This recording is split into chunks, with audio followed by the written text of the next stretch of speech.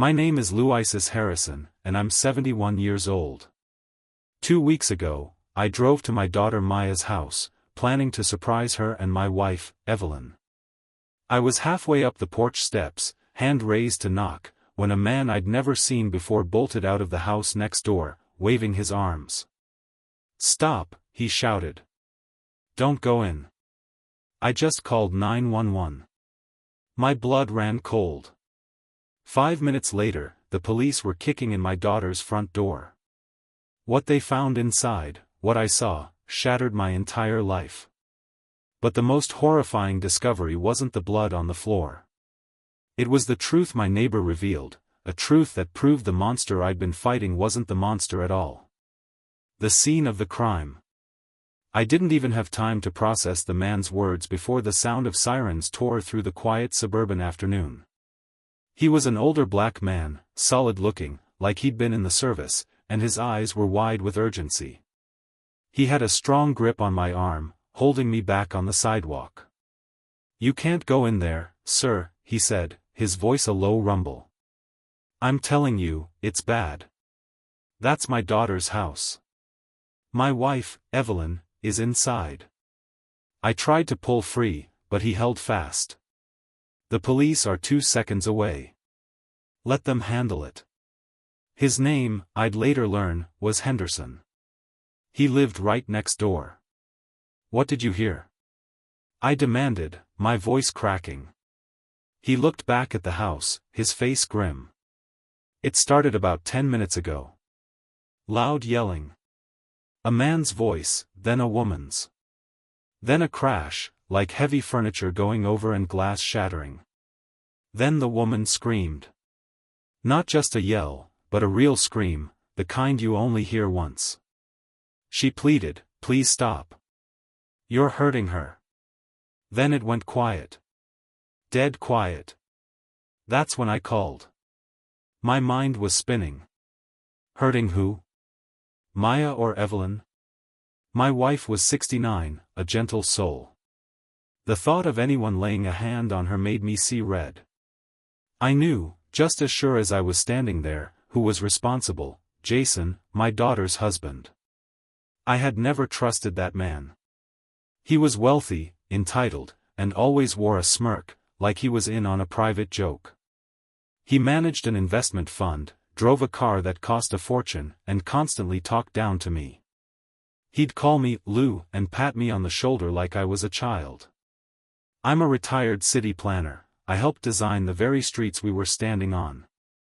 I am not a child." Evelyn, bless her heart, always saw the good in people.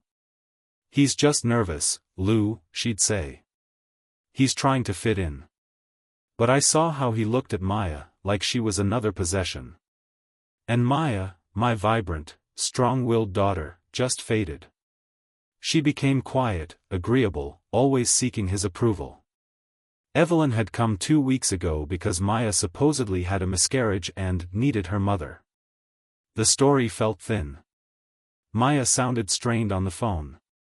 Evelyn's last call to me had been tight. "Everything is fine, Louis. Just, let me handle this. Maya needs me." Handle what? I'd wanted to ask. Now, standing on that sidewalk, my trust felt like stupidity. I should have come sooner. I should have trusted my gut. This was Jason. The breach. 2 squad cars screeched to a halt. 2 officers jumped out, guns drawn, pointed down. "What's the situation?" the male officer barked at Henderson. Violent altercation. Glass breaking. Woman screamed for help. No sound since. The officers moved up, stacking on either side of the front door. Atlanta PD. Open the door. Silence. My heart was a jackhammer. My wife is in there. Evelyn Harrison. My daughter Maya. "Sir, stay back. We need you to stay on the lawn," the female officer commanded. "That's my family." I roared. "Police. Open the door now, or we're coming in."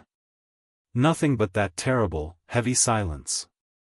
"Okay, breach it," the male officer said. He stepped back and slammed his heavy boot next to the doorknob. The wood splintered, but the deadbolt held. He kicked again. The frame cracked. On the third kick, the door flew open, slamming against the inside wall. "Clear," the officers yelled, disappearing inside. I couldn't wait. I ran past the officer, Henderson right behind me. I hit the foyer. The smell hit me first. Something coppery, metallic, blood. The house was a wreck. A tall floor lamp was shattered, its shade crumpled. A heavy oak chair was on its side. Glass was scattered across the hardwood floor. "Evelyn!" I screamed. "Maya! In here!" The female officer's voice came from the living room. I ran toward the sound, and then I saw her. My world stopped. At the bottom of the staircase, on the cold beige tile, lay my wife, my Evelyn. Her body was twisted at an angle that bodies shouldn't be. Her eyes were open, vacant, staring at the ceiling. A dark, spreading pool of blood haloed her gray hair. Oh God, no. No, no, no. I stumbled, catching myself on the wall. This wasn't real. I saw her hand, palm up, the simple gold wedding band still gleaming. "Evelyn," I whispered. The voice that came out wasn't mine, a dry, cracking sound. This wasn't just a fall. Evelyn might be clumsy, but she wouldn't shatter a lamp or overturn a chair. This was violence. This was rage. The female officer knelt beside her, fingers pressing into Evelyn's neck. "I've got a pulse," she yelled. "It's faint, but she's breathing. Get a bus rolling now." Breathing. The word was a hammer blow. I surged forward, my knees hitting the hard tile floor. "Evie! Evie! Baby, I'm here." "Sir, don't touch her," the officer commanded. "Paramedics are on the way." I knelt there, helpless, staring at the blood matting her hair, at the unnatural angle of her head. Who could do this to her? My eyes scanned the room, then traveled up the staircase. Maya. She was huddled in the corner at the top of the stairs, her knees pulled tight to her chest, her entire body shaking, racked with sobs. "Maya!" I cried out. "Maya, what happened? Are you hurt?" She lifted her head. Her face was a grotesque mask of terror and tears. She looked past me, staring at something in the room. Then her arm shot out, her finger trembling as she pointed at the man standing a few feet away from her at the top of the landing. It was him, she screamed, a raw, painful sound. He did it. He pushed her. He pushed Mama. I followed her trembling finger. There he was, Jason. He was just standing there by the railing, staring down, still holding his cell phone. He looked dazed. His expensive shirt was torn at the collar, and his face, even from 15 feet below, I saw them clearly, bright, angry red scratches. 3 of them, running from his left temple down his cheek. Defensive wounds. My 69-year-old wife had fought him. "Police! Show me your hands," the male officer roared, his gun unholstered. Jason didn't seem to register him.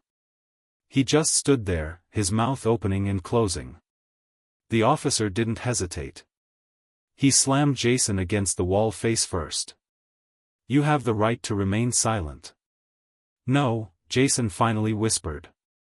"No, she's." "Shut up," the officer commanded, yanking Jason's arms behind his back. The sharp click of the handcuffs echoed in the stairwell. That sound snapped me out of my shock. The ice in my veins turned to fire. "You!" I roared, pushing myself up. "You worthless piece of trash! You did this!" I lunged for the stairs, but Henderson was suddenly there, grabbing me in a bear hug. "Louis, no. Let the police handle this. Don't do something you'll regret. He killed her. He killed my wife." I fought his grip, tears of pure fury blinding me. "I didn't. I didn't." Jason started yelling as they dragged him down the stairs. He was twisting, his eyes wild, looking right at me. "Mr. Harrison. Louis, please. It wasn't me. Check her laptop. Check Maya's laptop. She found, she." Maya's screams drowned him out. "Liar. You monster. You tried to kill her." The officers dragged Jason out the front door.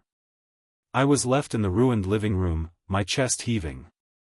Henderson still had a firm hand on my shoulder. Maya was sobbing uncontrollably upstairs. And my Evelyn was still lying on the floor as paramedics rushed in. Check her laptop. What kind of nonsense was that? The man was a cornered rat trying to shift the blame. My wife and daughter were the victims. I knew it. Jason was the monster. The hospital confession. The fluorescent lights of the hospital waiting room hummed. It had been 6 agonizing hours. The doctor spoke of severe cranial trauma and a medically induced coma. I sat on a hard plastic chair, my daughter Maya a crumpled heap beside me. She hadn't stopped crying. I pulled her close. "It's going to be okay, baby girl," I whispered, the words like ash. "Dad," she finally whispered, her voice raw. "I have to tell you. I'm so ashamed. It's not your fault, Maya. None of this is your fault." "But it is," she insisted, pulling back. "I let this happen. I hid it from you. I hid it from Mom. Jason, he has a sickness, Dad. A gambling sickness." The word hung in the air. Gambling. It clicked. That expensive watch, the new sports car, his arrogant smirk, it wasn't the confidence of success, it was the bluff of a desperate, broken man. I didn't know how bad it was until a month ago, she confessed, the words spilling out. He'd lost everything. He drained our savings account. The whole $80,000. $80,000. The money Evelyn and I had given them for a down payment, gone. I confronted him, she sobbed. He promised he'd stop. He begged me not to tell you. He was embarrassed to face you. "And the miscarriage?" I asked, my voice barely a whisper. "The reason your mother came down here?" Maya's face crumpled. There was no miscarriage, Dad." I lied. I was so scared. I needed her. I was terrified of what Jason would do when the money was finally, completely gone. So Evelyn had walked into a trap. "She's so smart, Dad," Maya cried. "She must have found the bank statements I'd hidden in my desk." This afternoon, while I was upstairs, she confronted him. She was telling him he was a thief, that she was going to call the police. And then? He snapped. He grabbed her arm, yelling at her to mind her own business. Mom tried to get to the phone, and he shoved her. He shoved her hard with both hands. She flew backward. She hit the bottom stair and, she didn't get up. I held her, rigid with rage. My strong, brave Evelyn, broken on the floor, all because of this leech I had let into my family. The conflicting statement. An hour later, a man in a tired suit stood before me. "I'm Detective Miller," he said. "Your wife is stable, but still in a coma. I need to ask a few questions." I explained firmly. My daughter stated that her husband, Jason Powell, pushed Mrs. Harrison down the stairs during an argument. She saw it all. Detective Miller nodded slowly. "The thing is, Mr. Harrison, we have a conflicting statement. From your neighbor, Mr. Henderson, the man who called 911. What about him?" He's a veteran, says he's got sharp hearing. He's very clear on what he heard. He says he heard the argument, yes. But he distinctly heard a man's voice, presumably Mr. Powell, shouting, "Maya, stop," and, "Maya, you're hurting her." He also says he heard him yell, "Give me the phone. I have to call 911. I stared at him. That's impossible. He's confused. He must have heard it backward. Maybe, the detective said, his eyes unreadable. But there's something else. We ran Mr. Powell's background. He's clean. No history of violence.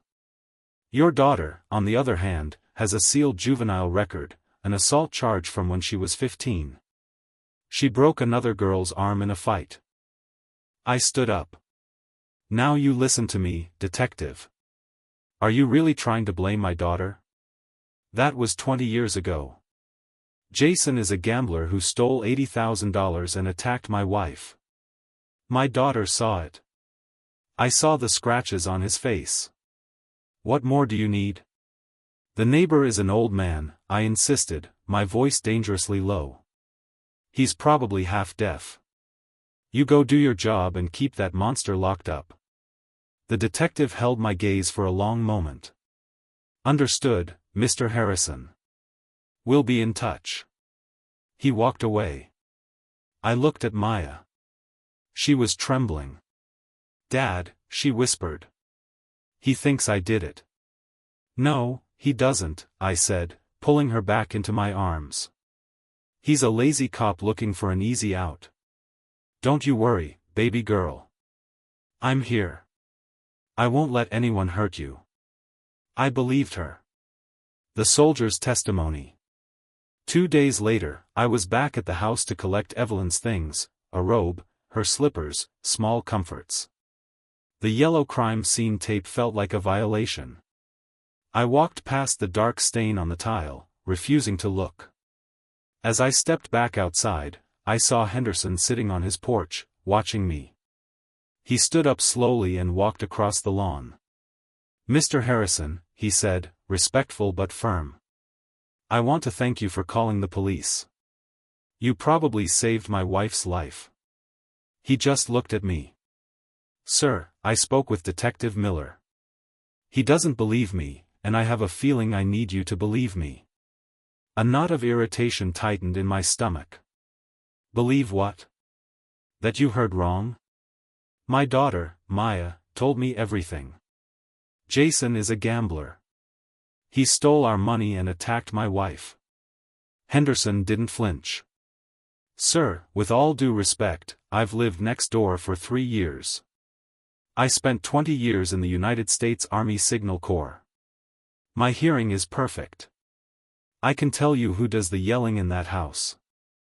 I gripped the bag handle, my palm digging in. What are you trying to say, Mr. Henderson? I'm saying, he dropped his voice low, that in 3 years, I've maybe heard Mr. Powell raise his voice twice. But your daughter, Maya, sir, she screams. She screams every week, usually about money. Where is it, Jason? You promised me. I can't live like this. And he's always the one trying to calm her down. It's okay, Maya. We'll figure it out. Just calm down. That's the dynamic, sir. It has always been the dynamic. My blood ran cold. This was the exact opposite of what Maya told me. That night, Henderson continued, locking eyes with me, I told the police exactly what I heard. It wasn't the usual screaming. This was panic. I heard your wife's voice first. She was upset. She said something like, Maya, no, that's madness. Then I heard the crash. And then, sir, I heard Jason. He was terrified. He shouted, and I mean shouted, Maya, look what you did. You're hurting her. Then he yelled it again, Maya, get away from her. My mind just stopped. You're hurting her. Henderson finished, his voice barely a whisper. I heard him yell, give me the phone. I have to call 911. That was maybe 30 seconds before the big fall. I heard the scuffle, then, the awful sound a body makes at the bottom of the stairs. And the only person I heard screaming, "He pushed her," was your daughter. After it was all over, I must have staggered. Henderson put a hand out to steady me. That's not what my daughter said," I whispered, the world tilting. "I know, sir," Henderson said, his face etched with a sad, hard pity. "That's why I'm talking to you. I'm just an old soldier, and I've seen friendly fire before. But I also know when someone is lying to cover their flank. Mr. Harrison, I truly believe you are protecting the wrong person." The blueprint. I drove away and parked on a quiet side street. Henderson's words were a poison in my bloodstream. "I think you are protecting the wrong person." It was impossible. Maya was the victim. But my mind kept pulling me back, the detective, the juvenile record, and Henderson's unwavering certainty. Then, like a key turning in a rusty lock, I heard Jason's frantic last words, "Check her laptop. Check Maya's laptop." I was a city planner for 42 years. My job was to see the foundation beneath the facade. I dealt with facts. My entire life was built on looking at the structure of things. And right now, the foundation of my family was cracking. My heart was telling me one thing, but my gut told me I was a 71-year-old fool who had been staring at the wrong blueprint all along. I needed facts. The next morning, I drove downtown and hired a shark of a lawyer, Angela Russo. She dealt in assets, fraud, and cold, hard truth. My son-in-law was just arrested for the attempted murder of my wife, I told her, letting the lie settle. My daughter Maya is the primary witness, but she's a wreck. She can't handle her affairs. I need you to secure her assets. Her husband was a gambler. I need to know how bad the damage is. It was the perfect cover. Maya, tear-stained and trusting, signed the power of attorney at the hospital that afternoon. "Thank you, Daddy," she whispered. "You're the only one I can count on." It took Angela Russo less than 24 hours. "Louis," she said when she called. "You need to come to my office now." The truth unveiled. I sat in her stark modern office. Angela didn't offer condolences. She simply slid a thick stack of bank statements across her polished glass desk. "You hired me to find out how much damage your daughter's gambler husband did," she said, her voice flat, devoid of emotion. "You were right about the damage, Louis. You were just wrong about who was holding the hammer." I stared at the papers. Withdrawals from the joint savings account.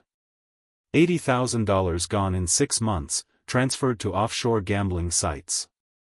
This is what he did," I whispered. "No," Angela said. I cross-referenced the timestamps. Every single transfer was made from an IP address registered to your daughter's personal laptop. Jason Powell was verifiably at his office in documented meetings during every single one of these transfers. This wasn't Jason, Louis. This was Maya. "No," I croaked. "No, that's not possible." She told me he was the gambler." Angela leaned forward, her eyes merciless. "She lied. And that, Louis, is not the only lie. You told me your wife was visiting because your daughter had suffered a miscarriage." I nodded, my mouth too dry to speak. "I pulled the local hospital and OB/GYN records for the last 6 months. Your daughter was never pregnant. There was no miscarriage. She was never a patient." The room tilted.